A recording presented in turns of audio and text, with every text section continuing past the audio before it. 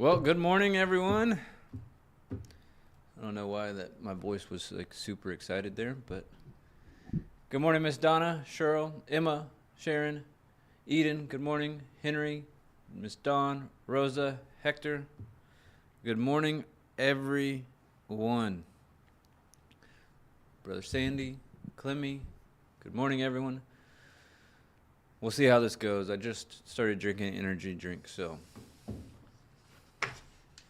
it'll be fun. Angie, Chris, good morning, everyone. Are y'all enjoying this little burst of cold yesterday and today? It's kind of hard to go from like 80 and you expect to be able to walk out in shorts, and then it's cold. Dee Dee, good morning. So I don't mind cold, but I don't like it when it's like this, when it's warm, cold, warm, cold, warm, cold. I prefer spring and fall. Like the last few days we had were like perfect. So, anyways, who cares about my preferences? I know y'all don't. Good morning, Javi. It's a big day tomorrow, guys. Big day. It's been weird. I agree. Big day tomorrow. Anyways, all right. So, if you can see, push on. It reminds me of like a early 90s R&B song or something.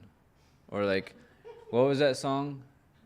Didn't Devo do a song called Push It in the 80s? And they had like really weird hats on. Y'all weren't even born in the 80s, so. Anyways, any of my older people, Javi, Sandy, help me out here. Push It. Miss Dawn, wasn't that a song by like Devo? Whip It. Okay. Yeah, you're right. You're right. Salt and Pepper. Oh, then that was probably a questionable song. There's all these songs back in like the 80s and 90s you thought were innocent, and you go back and like you hear them like in a store or something now, and you're like, oof, wasn't good. Anyways, let's get back to the word. Let's get focused. We were talking about last week. We talked about perseverance, and I kind of wanted to stay on the theme. It was a questionable song. I didn't realize that till much later. Wanted to stay along that same thing, and I thought I was going to go one direction, and then this week, and early in the week, whenever I was trying to prepare, the Lord had me go a different direction. Hector, I don't even know what that is. I don't know if that person is. I don't know who that is. If it's a pop singer anywhere beyond 2006, I have no idea who they are. Anyway, so we are staying along that same thing. I'm calling Push On.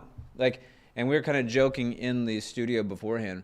They asked me what my title was. I said, anything that has to do with push on, keep pushing, keep on trucking, don't give up, don't stop, anything like that. And like I said, I thought I was going to talk about like either Joseph or Abraham today based on what I talked about last week with Paul. But the Lord had me go in a different direction. But it's still along the same thing. Push it to the limit, hit Disney movie, jump in. I don't know what's going on. Y'all have lost the plot. So let's. Good morning, Tony. Father, help us. I thank you we have the mind of Christ. In Jesus' name, amen. Joel, good morning. Q, good morning. Caillou. I like saying her name like Caillou. It makes her sound like a superhero.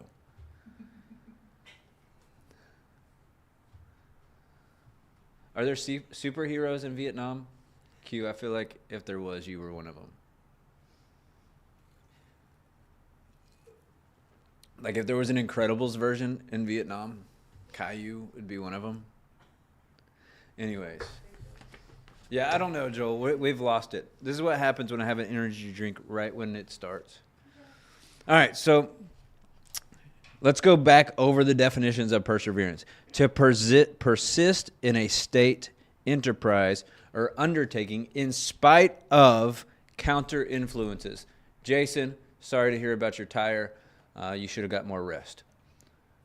Makes me sound like a bald-headed boy. I didn't even realize that, like, we're getting way up. Okay, I'm going to focus. Counter influences. How many of us have ever had a counter influence? Let's actually look up that word, because I know what it means, but it's a little wordy. And if you want to be brave enough, like if you want to be a Vietnamese superhero, type in some of the counter influences you've had in your life.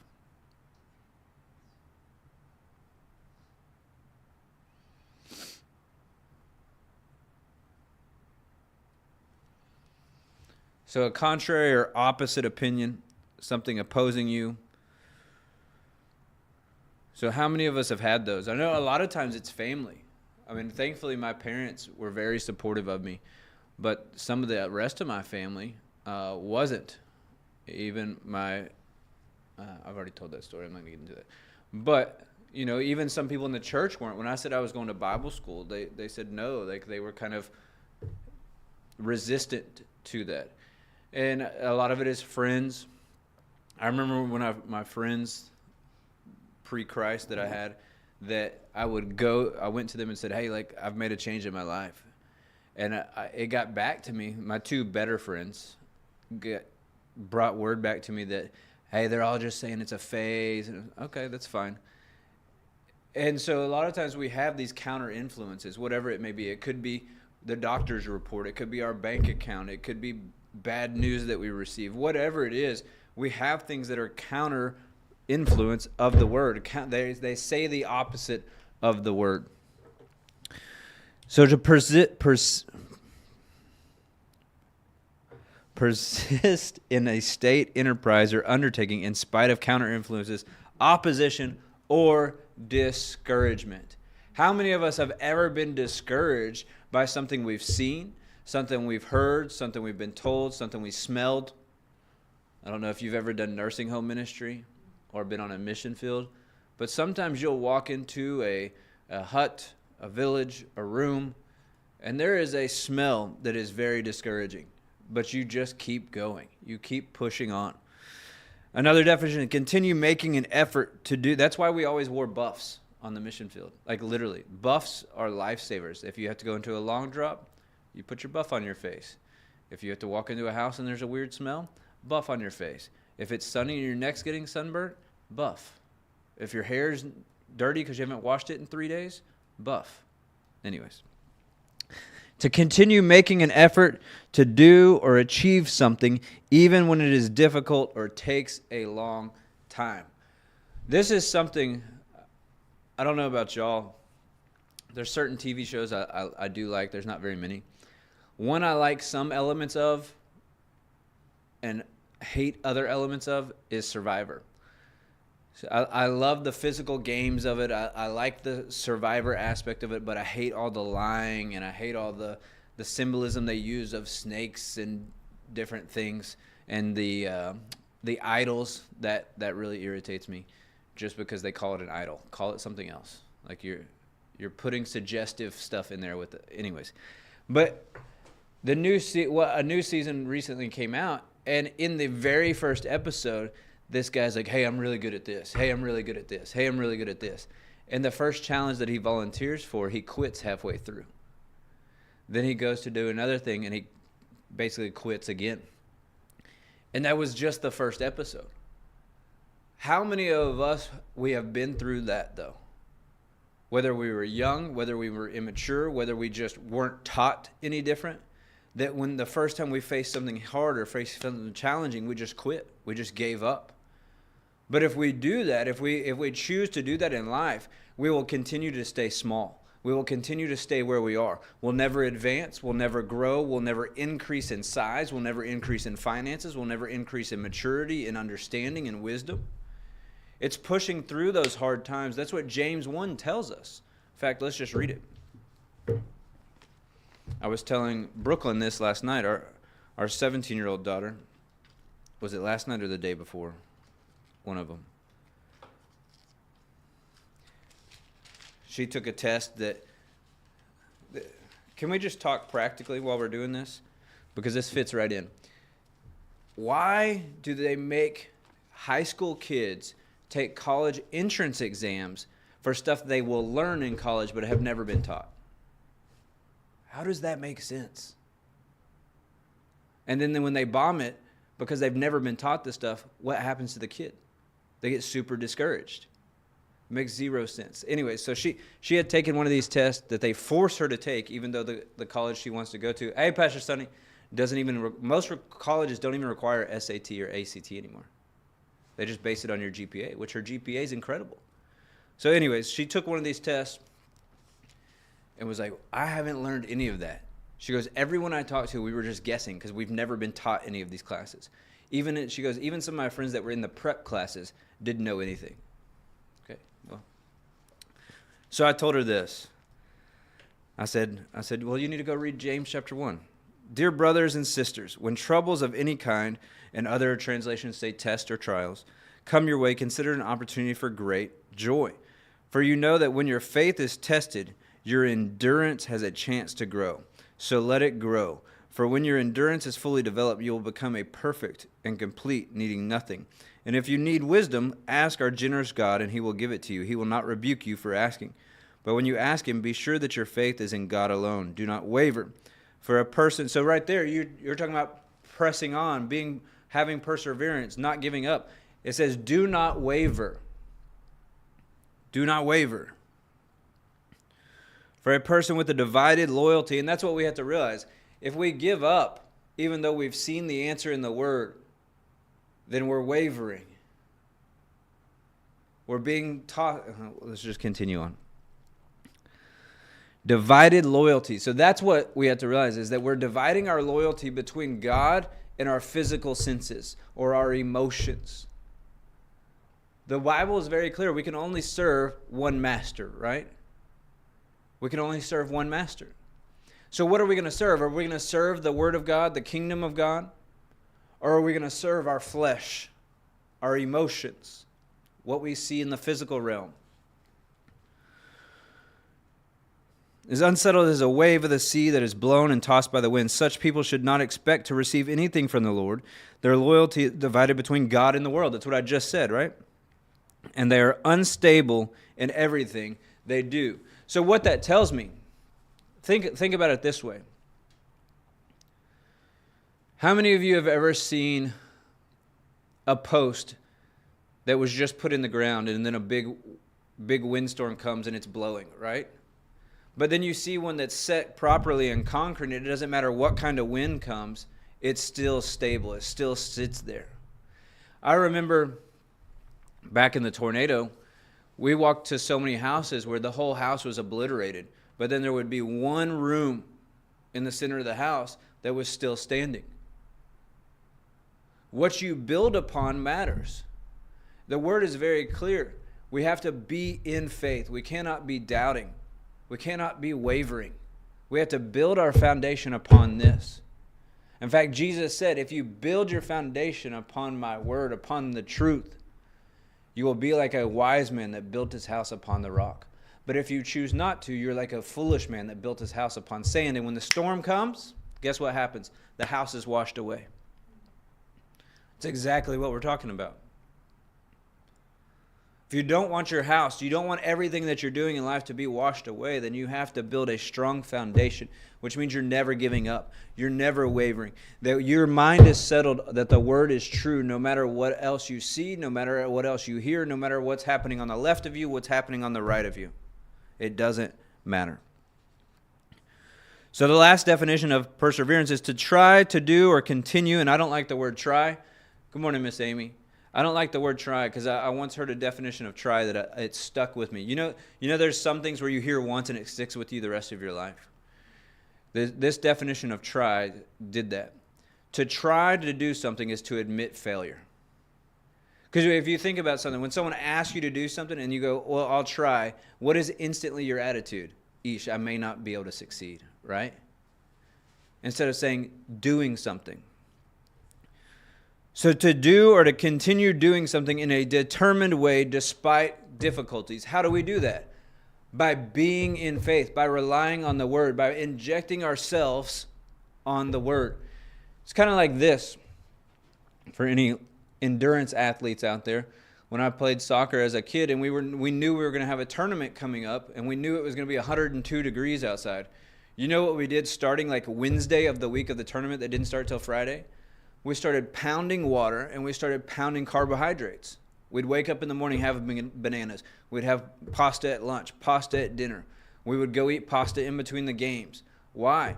Because you have to build yourself up to prepare yourself for war, basically. To prepare yourself to be exhausted.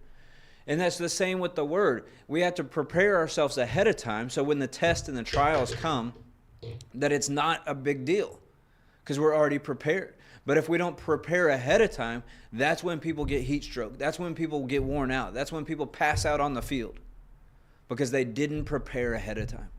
It's much easier to push through difficult times when prepared.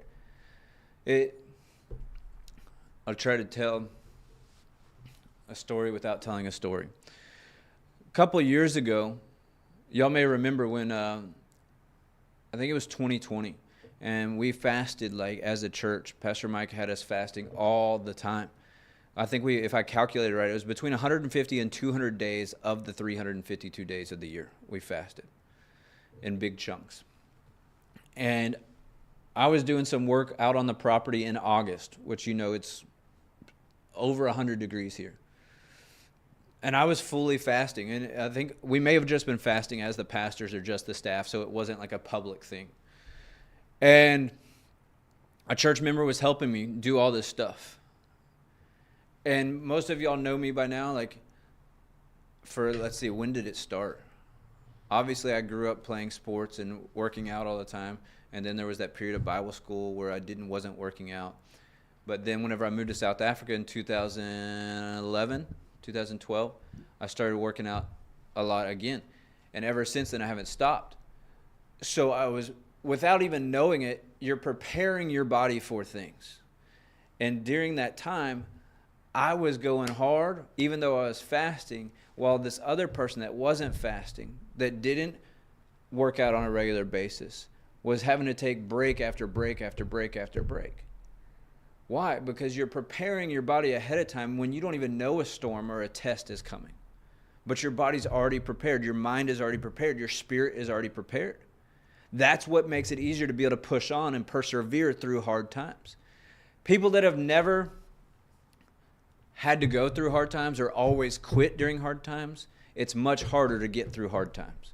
But the awesome thing about being a Christian is if you will be vulnerable enough with your tight circle of people that you've put around you that you trust, they will help carry you through the hard times. That's the thing about being a member of church in the city. You have to realize, I don't care if you're new, I don't care if you've been here for 20 years, you have to find a circle of people that are going to lift you up in faith. And that's not everyone, if we're just honest, but that are going to lift you up. They're not going to tell your business around, but they are going to help push you. I mean, that's part of being a team.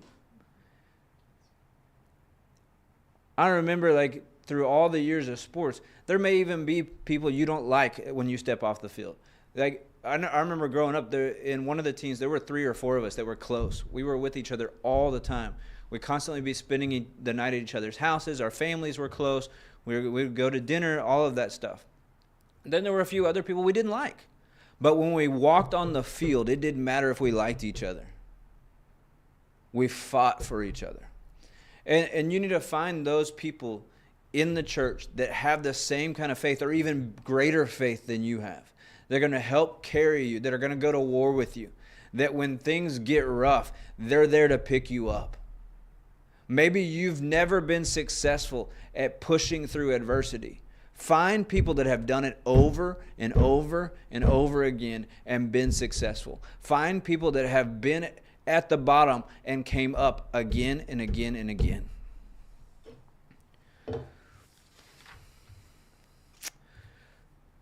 I have no idea why we got all the way there. Let's go to Luke 8. We'll see how the Lord ties this in. It's always interesting when the Spirit takes you a certain direction to see how the Lord's going to tie it in, because He always does. I'll joke with Pastor Mallory a lot of times. I'll be like, man, I don't know how this message is going to go, because whenever the Lord had me putting it together, I don't know if it makes any sense. It makes sense up here in my mind, but but I don't know how I'm going to communicate it to people. But he always does it. Those usually are the services that people are like, wow, that was amazing. Well, I'm glad the Lord did something because I didn't know what was going to happen. Luke 8:40 through 56. We're talking about two people in this passage. And we're talking about pushing on and not giving up, having perseverance, weathering the storm. So it was when Jesus returned that the multitude welcomed him, for they are all waiting for him. And behold, there came a man named Jairus. Now, I say this too much, but I love this passage. And I love this passage because of Jairus. I know many people know this passage because of the woman with the issue of blood, but I love paying attention to Jairus in this passage and watch what he does. And he was a ruler of the synagogue, and he fell down at Jesus' feet and begged him to come to his house. For he had an only daughter about 12 years of age, and she was dying. So here you see Jairus approaching Jesus in faith. He was going through a hard time. He went and did exactly what we said. Go and find those people that have greater faith than you and attach yourself to them. It's exactly what he did. He fell at Jesus' feet and begged him, attaching himself to Jesus. Jesus, I'm going through the most difficult thing I've ever been through in my life, but I know what you've done. I know who you are. I know you have the answer. So I'm going to attach myself to you. Come to my house and bring the answer. But as he went, the multitudes thronged him. Now a woman, and this is what, in the natural mind, you think about it. You finally get to Jesus, and he's coming to your house, and now the people are swarming him. And as Jairus, what do you think in his natural mind is going on? Oh my goodness, we got to get to the house. We got to get to the house. Why are these people stopping him? We got to get there. We got to get there. Now a woman having a flow of blood for 12 years who had spent all her livelihood on physicians. So now we see another person come to this story. If there's not a greater story of perseverance than this in the Bible, like this is one of the best stories of perseverance. You have two people. This woman spent all of her livelihood trying to figure out what was wrong with her. She spent every dime that she had. She could have easily given up on physicians and could not be healed by any. And in fact, other places, this story, it says that she actually grew worse. Came from behind and touched the border of his garment, and immediately her flow of blood stopped. The other thing you have to understand is culturally, if she had a flow of blood, she wasn't allowed in public. So she literally could have been stoned to death. She risked her life. And if the people were thronging her and she was touching the border of his garment, where is the hem of the garment? It's at the bottom. That means she would have been crawling through these people. She was willing to push through no matter what, literally push through the crowd no matter what. No, also, if she had a continual flow of blood, that would tell me she would probably be lacking some energy. So she didn't care how much energy she had left. She didn't care that she had given every dime, every mite that she had. She didn't care if she could have been stoned to death. She was going to push through the crowd, crawling on her hands and knees to get to Jesus who had the answer. Hey, Mary Rose, she didn't care. She kept pushing on. She never gave up. And Jesus said, "Who touched me?" When all denied it, Peter and those with him said, "Master, the multitudes throng and press you, and you say, 'Who touched me?'" But Jesus said, "Somebody touched me, for I perceived power going out from me." Now when the woman saw that she was not hidden, she came trembling and falling down before him, and she declared to him in the presence of all the people the reason she had touched him and how she was healed immediately. So all through this, what is Jairus doing? Jairus is probably sitting in the back going, "Hey, Jesus, don't forget about my daughter who's dying." Like, just put yourself in his position. And what's going on in the back of your mind? Man, what about my daughter? Hey, that's great for this lady, but my daughter is more important to me, right? But then he says, and he said to her, "Daughter, be of good cheer. Your faith has made you well. Go in peace." So then you see Jairus is probably like, "Oh, wow, he healed her. He can definitely heal my daughter." So it's almost this emotional roller coaster, right? That's why we can't be led by emotion. Because if we're led by emotion, Jairus was going on this roller coaster. Hey, he came to Jesus in faith. Then he's getting discouraged because it's the trek, the journey to the house is getting slowed down. But then he sees this woman get healed, so his faith is up. Verse 49, while he was still speaking, remember his faith just got up. While he was still speaking, someone came from the ruler of the synagogue's house to say to him, your daughter is dead. Boom, faith bottoms out again if we're led by emotion. Do not trouble the teacher. But when Jesus heard it, he answered him, saying, do not be afraid, only believe, and she will be made well. Oh, then his faith's back up. So emotionally, Jairus probably would have been a wreck if he's led by his emotion. When he came into the house, he permitted no one to go in except Peter, James, and John, and the father and the mother of the girl. Now all wept and mourned for her. But he said, do not weep, she is not dead, but sleeping. And they ridiculed him, knowing that she was dead. So this is another great example of perseverance and pushing on and knowing who your inner circle is. Back in that day, the cultural norm was to hire people, professional mourners. How depressing would your life be if you're a professional mourner? They would pay them to come outside the house and weep and cry and yell and sing mournful songs. So Jesus, Jairus, and the inner circle, listen to this, the inner circle of Jesus' disciples, because he didn't permit all the disciples to come. It was literally just Peter, James, and John. They had to push through all these depressed, oppressed, possessed mourners that are weeping and wailing and crying. You've got to push through other people's nonsense. You've got to push through what other people are going through at times. You've got to push through the fake. Listen to this. You've got to be able to realize what's fake, who's fake, and push through it. Because right there, they are paid, hired mourners. Not all of them were family. Not all of them were friends that were actually sad. Some of them were just pretending to be sad because they were getting paid to do it. How many people in our lives are fake? Proverbs even calls people fake friends. It says to beware of fake friends. It says money attracts fake friends. Sometimes there's people we have to cast aside. It says right here, they ridiculed him. They ridiculed Jesus for saying she is going to be alive. She is going to be well. There are people in your life that will ridicule you, but you know what you keep doing? What was one of the definitions? You keep going on even though there are counter influences. You keep going on. Jesus didn't stop. In one of the passages it says that Jesus told them to be quiet. Sometimes there's people in your life you'll have to tell to be quiet. You'll have to tell them, shh, I'm not listening to you.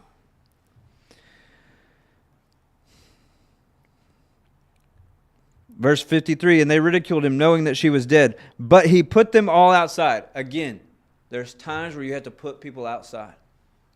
Out of all the people Jesus could have taken in. He could have done this in front of everyone. He literally took Peter, James, John, the father, and the mother. He took 5 people with him. He took 3 out of his 12 disciples. That means his inner circle was only a fourth of his actual disciples. He put them all outside, took her by the hand, and called, saying, little girl, arise. Then her spirit returned, and she arose immediately. And he commanded that she be given something to eat. And her parents were astonished, but he charged them not to tell anyone what had happened. So that's why I love that passage, because you see the woman with the issue of blood. You see Jairus. Neither one of them gave up, no matter what it looked like, no matter what they heard. Literally, what did Jairus leave the house? What condition was his daughter in when he left the house? He said she was dying. So what could he see with his physical eyes? He saw her dying. He saw symptoms of her dying. Then what did he hear? Hey, don't trouble the teacher anymore, for your daughter is dead. He saw and he heard things that were contrary to the word of God, to what Jesus was saying. Jesus said, don't worry, she will be okay. But he was hearing things contrary to the word. What about the woman with the issue of blood?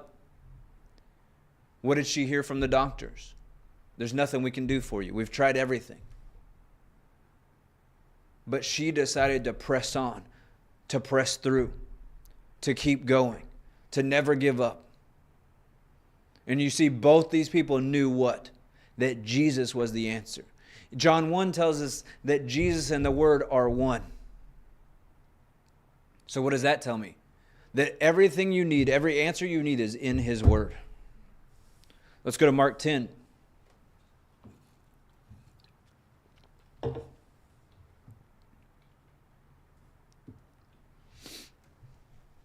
Verse 46.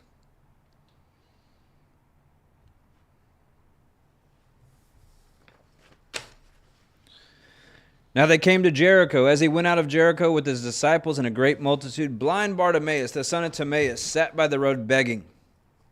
And when he heard that it was Jesus of Nazareth, he began to cry out and say, Jesus, Son of David, have mercy on me. So that's you see him. There he is in a difficult time, being blind, not being able to work, having to beg for money, having to beg for a living. But he hears that there's an answer coming. Jesus, have mercy on me. Then many warned him. Some translations say the crowd, his friends, warned him to be quiet.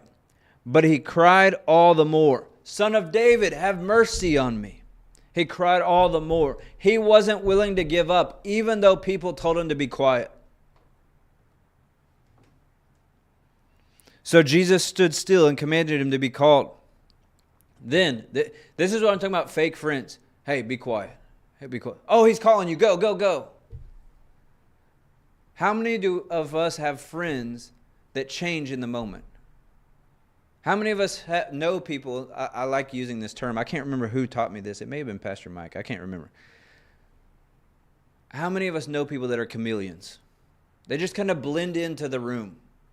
If in one conversation they agree with one person, but if they're in a different conversation and someone's saying the exact opposite of the other conversation, they agree with them then. They have no opinion of their own. They're not strong enough to be bold enough to actually declare what they believe. They just kind of blend in. How many of us know people like that? That's what these people would be like.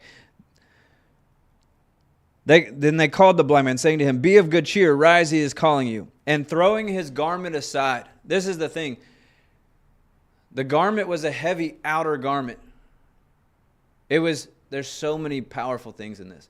It was their identity. It was something that was made specifically for them. Anyone that knew him or knew the family could recognize what family he was in and who it was by the way the garment was made, by the colors, by the fabrics that they used, by the stitching. It was made for that one person. It wasn't just a garment, it was their blanket at night. It was many things. So throwing his garment aside, why is that important?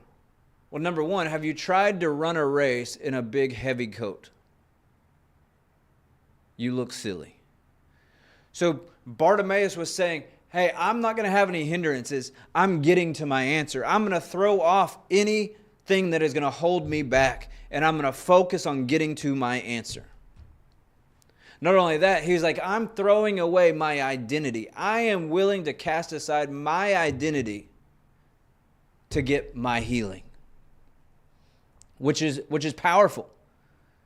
Because what was he known as? What is this passage titled? Jesus heals blind Bartimaeus. What does that tell me? He was known as blind Bartimaeus.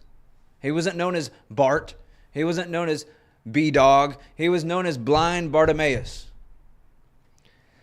B-Dog, I don't know where that came from. And throwing aside his garment, he arose and came to Jesus. So Jesus answered him and said, what do you want me to do for you?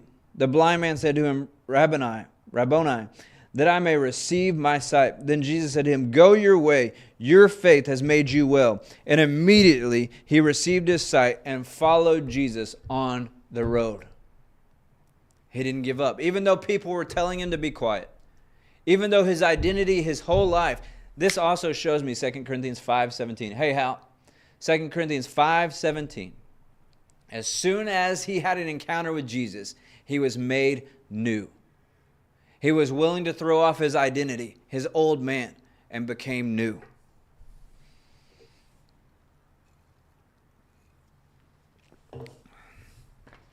Let's go to Luke 19.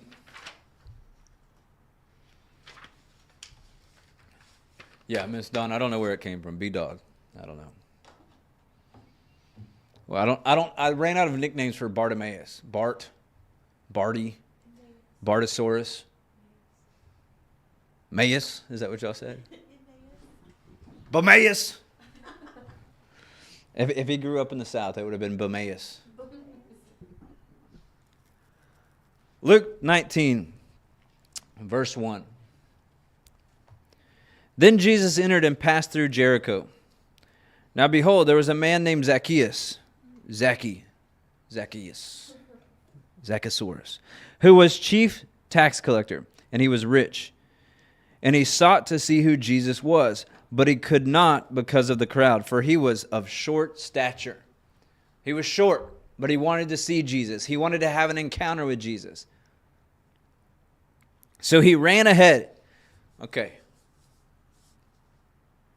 It doesn't say how old Zacchaeus was. I'm sure they were in much better shape than us nowadays. But how many of us would be willing to run just to see somebody? Probably not very many, right? Like if we're just honest, how many of you in the comments would be willing to run just to see somebody? I'm going to go on. It's a very small percentage. So he ran ahead. So he ran and he climbed up into the sycamore tree to see him. So he ran. Most of us would be out of breath. Then he climbs a tree as an adult. Which, I mean, I don't know culturally if that was acceptable in with the Jews. But I mean, most people now, if they see an adult climbing a tree, what are they saying? Who's this guy? Like, what is this person doing? Right? There is a song, though, that's like, hey, if I ever have to stop climbing trees, then I don't want to grow up. Something like that. It's pretty funny. Anyways, so he ran ahead and climbed up into a sycamore tree to see him, for he was going to pass that way. And when Jesus came to the place, he looked up and saw him and said to him, Zacchaeus, make haste and come down, for today I must stay in your house. So that he was saying, hurry up, come down. I want to spend some time with you. He had already ran. He had already climbed a tree. So I don't know if this guy was like an endurance athlete, like he may have been a triathlon athlete or what. But now Jesus is saying, hey, hurry and climb down the tree and run and catch up with me. So he made haste and came down and received him joyfully. So this is exactly what James 1 said. When you face a test, a trial, count it as an opportunity of what? Great joy. So right here we see Zacchaeus ran. He climbed. He had to climb down. He had to catch up with Jesus. And he received him joyfully. But when they saw it, they all complained, saying, he has gone to be a guest with a man who is a sinner. Then Zacchaeus stood and said, Lord, Lord, look, Lord, I give half of my goods to the poor, and if I have taken anything from anyone by false accusations, I restore fourfold. And Jesus said to him, today salvation has come to the house, because he is also a son of Abraham. For the Son of Man has come to seek and save that which is lost. I want to read one more example, and then I want to read y'all a couple stories.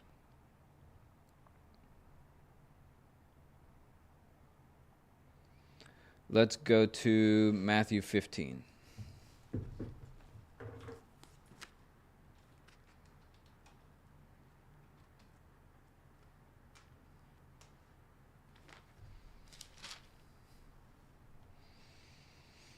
Verse 21. If someone can please make a few comments, because every time I look at the comments, all I see is B-Dog, and it makes me laugh. Then Jesus left Galilee and went north to the region of Tyre and Sidon. A Gentile woman who lived there came to him pleading, have mercy on me, O Lord, Son of David, for my daughter is possessed by a demon that torments her severely. But Jesus gave her no reply, not even a word. So how many people would give up whenever the person you're seeking after, the person that you know has an answer, doesn't even acknowledge you? What was one of the definitions of perseverance? to persist in a state, enterprise, or undertaking in spite of counter influence, opposition, or discouragement. When someone ignores you, when you're trying to seek out them for something important, that's discouraging. So she could have given up, but what did she do? Tell her to go away, they said. She is bothering us with all her begging. Then Jesus said to the woman, I was sent only to help God's lost sheep, the people of Israel. So again, he's basically saying, hey, I'm not here for you. Again, wouldn't that be discouraging? But she came and worshiped him, pleading again, Lord, help me. Jesus responded, it isn't right to take food from the children and throw it to the dogs. So he denies her a third time and calls her a dog. I would say that's a test. I would say that's a trial. I would say that would be a very good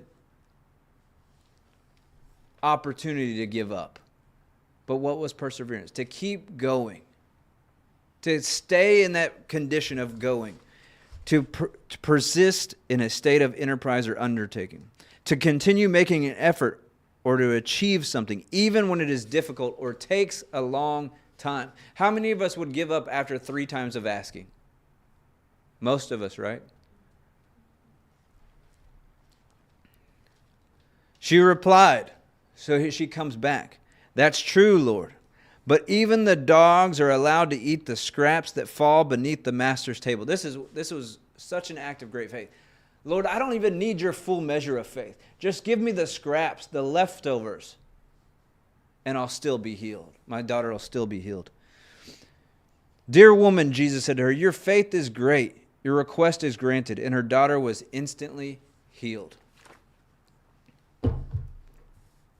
Most of us give up after asking the Lord one time, right?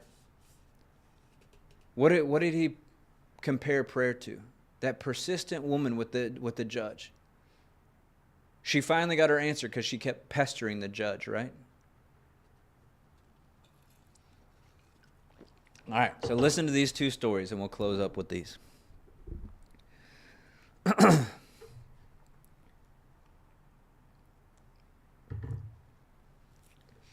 As a child, Jack's father was a horse trainer who frequently had to move from ranch to ranch training horses. Because of this, the boy's school career was constantly interrupted. During his senior year, a teacher asked him to write about what he wanted to be when he grew up. Without hesitating, Jack wrote a paper about his goal to own a horse ranch. He was very meticulous in his writing and included drawings of buildings, stables, and even a detailed house plan. 2 days later, his teacher returned his paper with an F written on the top. Jack asked his teacher why he received an F, to which the teacher responded, this is an unrealistic dream for a boy like you, who has no money, no resources, and who comes from a traveling family. There's no chance you will ever reach this goal. The teacher then offered Jack a chance to rewrite the paper with a more realistic attitude. After several days, Jack brought the paper back to his teacher without any changes. Listen to this. He said, keep the F and I will keep my dream. Now Jack owns a 200-acre horse ranch and a 4,000-square-foot house where he displays his school paper framed over the fireplace.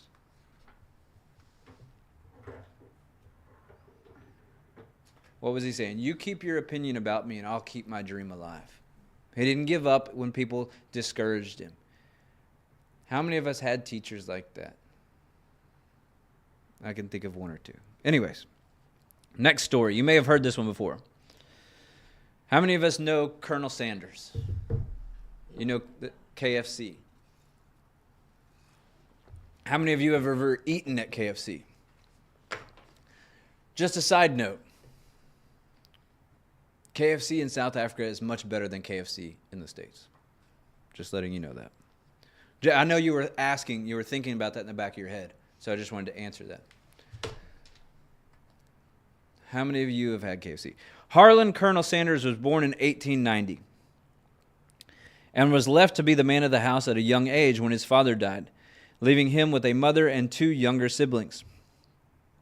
By the age of 7, he had started cooking, and soon after he was working several odd jobs such as a streetcar conductor, a steamboat operator, a soldier, a fireman, a lawyer, and a salesman.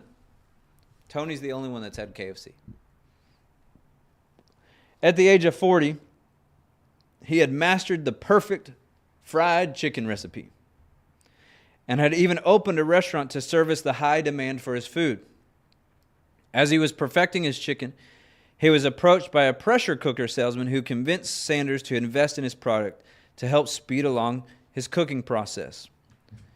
Sanders ended up buying 12 pressure cookers, and then he was ready to sell a lot of chicken. At the age of 60, he had to shut down his restaurant because a highway was being built where his restaurant was located. Colonel Sanders decided to retire, but because he was not content with living off of his $105 Social Security checks, he decided to franchise his chicken at the age of 65. He started traveling to different restaurants, cooking his fried chicken on the spot for restaurant owners. If the owners liked the chicken, they would be sold the recipe. However, Colonel Sanders got denied 1,009 times before he made his first sale. So, I mean, think about that. You finally get to a point where you're successful. Then they come in and build a highway where your restaurant is and you have to shut down. Then you start going and cooking your chicken. And 1,009 times you're denied. How many people would give up after being denied 1,000 times? By 1964, Colonel Sanders had 600 franchises selling his trademark chicken. At this time, he sold his company for $2 million, but remained as a spokesperson. In 1976, the Colonel was ranked as the world's second most recognizable celebrity. Today, KFC is one of the largest fast food franchises worldwide. It was because of Sanders' hard work and dedication that he gained the success that he did.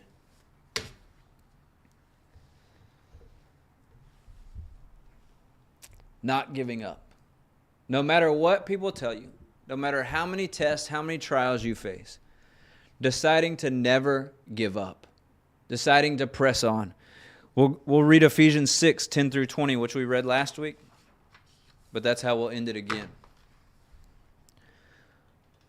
Finally, my brethren, be strong in the Lord and in the power of his might. That's the other thing that's awesome, is the Lord comes and supports us. The Lord comes and holds us up. We can rely on his strength. We don't have to rely on our natural strength. Put on the whole armor of God, that you may be able to stand against the wiles of the devil. For we do not wrestle against flesh and blood, but against principalities, against powers, against the rulers of the darkness of this age, against spiritual hosts of wickedness in the heavenly places. Therefore, take up the whole armor of God, that you may be able to withstand in the evil day, and having done all to stand, stand therefore. So when you've done everything to stand, keep standing. Having girded your waist with truth, having put on the breastplate of righteousness, and having shod your feet with the preparation of the gospel of peace. Above all, taking the shield of faith, with which you will be able to quench all the fiery darts of the wicked one, and take the helmet of salvation and the sword of the Spirit, which is the word of God. Praying always with all prayer and supplication in the Spirit, being watchful to this end with all perseverance and supplication for all the saints, and for me, that utterance may be given to me, that I may open my mouth boldly to make known the mystery of the gospel, for which I am an ambassador in chains, that in it I may speak as boldly as I ought. So doing all to stand, therefore stand. Keep standing.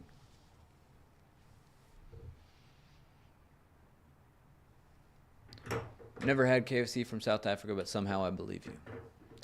They had the little popcorn chicken. Those were good. They also had what was it called? I wish one of my South African friends was on. They had this Oreo drink. It wasn't like a McFlurry. It had like a bunch of the chunks of Oreo. It was really good. And it wasn't like, you know how like a lot of the ice cream here, you feel like junk afterwards? It makes you bloated. You feel real nasty afterwards because of all the additives they put in the milk. Over there, the milk doesn't make you feel that way. So you could enjoy this Oreo. What was it called? Anyways. You could enjoy it without feeling miserable afterwards. All right, well, that's what I have for you today. If you have any questions, you can ask them. Is it a crusher? Do what? Oreo crusher? Yes, that's it. Oreo Crusher. Did you Google it? Yeah. It looks good. It was good. Oreo Crusher.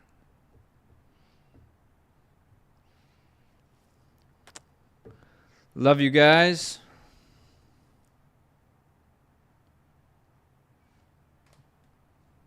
If you need anything, you can call the office.